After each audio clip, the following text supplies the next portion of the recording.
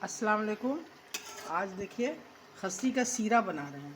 खस्सी का सीरा को गर्म पानी में हल्दी देकर टुकड़ा टुकड़ा करके इसका सारा ऊपर का जो झिल्ली है हटा दिया है। इसको थोड़ी देर बॉयल कर ले रहे हैं, इसमें हल्दी के साथ बॉयल कर लेते हैं। उसके बाद सीरा को पकाते हैं, किस तरह तलते हैं, फ्राई करते हैं, बताते हैं। देखिए बहुत थोड़ा सा है, छोटा है, तो इसको फ्राई करके दिखा रहे हैं। बहुत ही मज़ेदार होता है खस्सी का सीरा। कुछ लोग तो इसी तरह पूरा पकाकर उसके सीरा के साथ सारा गोश्त खाते हैं, और अंदर का ही गुद्दा है, मगज़ है, इसको तल कर बहुत ही मज़ेदार होता है। देखिए बना रहे हैं, दिखा रहे हैं किस तरह बनाते हैं।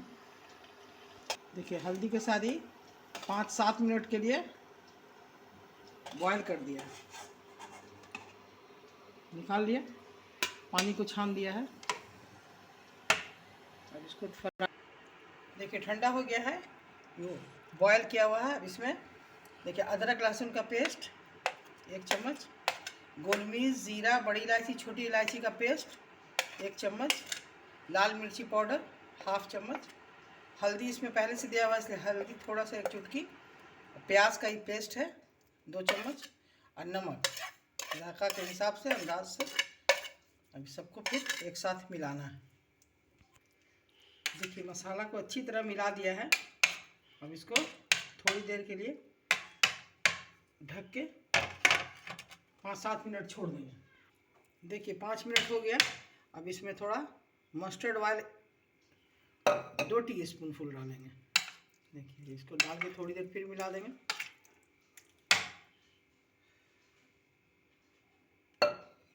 देखिए सरसों का तेल देके मिला दिया। अब इसमें 1 चम्मच बेसन डालेंगे। बेसन डाल के इसको फिर थोड़ी देर मिला देंगे, सारा को मसाला के साथ और सीरा के साथ। बहुत मज़ेदार बनता है खस्सी का सीरा। इसको सीरा को निकाल कर और गोश्त को अलग बना दिया जाता है, और सीरा अंदर से निकाल के इसको तल के बनाते हैं, बहुत मज़ेदार होता है। देखिए पैन चढ़ा दिया है, कढ़ाई। अब इसमें तेल गर्म हो गया है। अब इसमें जो मिलाया हुआ है सीरा, अब इसको इसमें डालेंगे।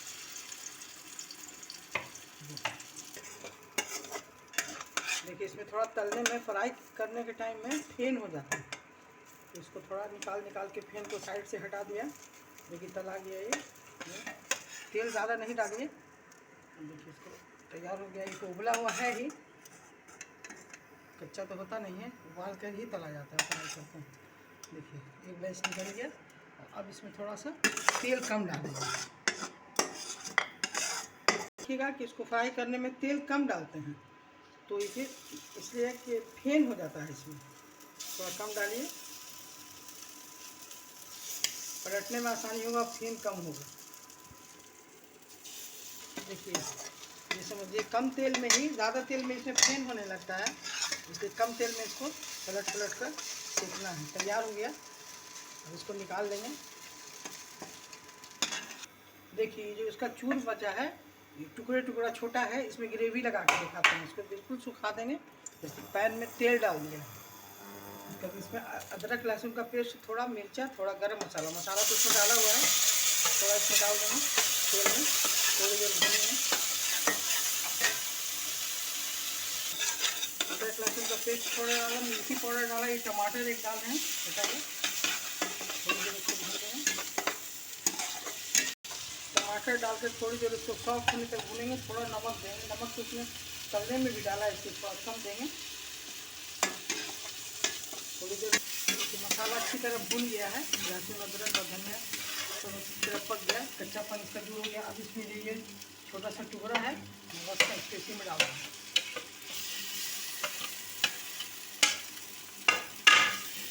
डाल के मसाले के साथ लपेट देंगे थोड़ी देर। देखिए मसाला के साथ ही भून गया। अब इसमें इसी प्याला से जिसमें मसाला डाला था, इसमें 1 कटोरी, छोटी कटोरी से पानी डालना है।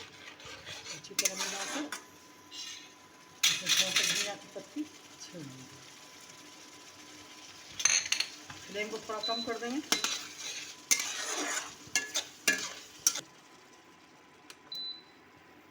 देखिए हो गया। इसको 4-5 मिनट के लिए ढक देंगे। फ्लेम को कम कर दिया है, इसमें पकेगा 5 मिनट। देखिए 5-7 मिनट हो गया। पानी सूख गया है, इसको फ्लेम को ऊपर कर दिया। देखिए तैयार हो गया, बंद कर दे रहे हैं ऑफ। देखिए पानी पूरा सूख गया है, तैयार हो गया। अब निकाल के आपको दिखा रहे हैं।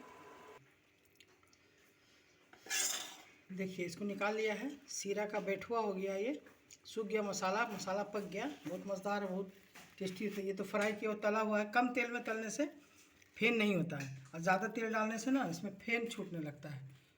तो मगज़ है तला हुआ सीरा, बहुत मज़ेदार होता है। ज़्यादातर हम लोग कुर्बानी बकरीद में करते हैं ना, तो 3 बकरा का जब होता है तब थोड़ा सा जाके मगज़ निकलता है। उसके बाद फिर उसको बनाते हैं, ऐसे तो मिलता नहीं है। इस तरह से बनाइए और खाइए। अगर पसंद आए तो मेरे चैनल को ज़रूर सब्सक्राइब कीजिए, लाइक कीजिए और शेयर ज़रूर कीजिएगा। फिर मिलेंगे इंशाल्लाह अगले रेसिपी में। अल्लाह हाफिज़। है जी।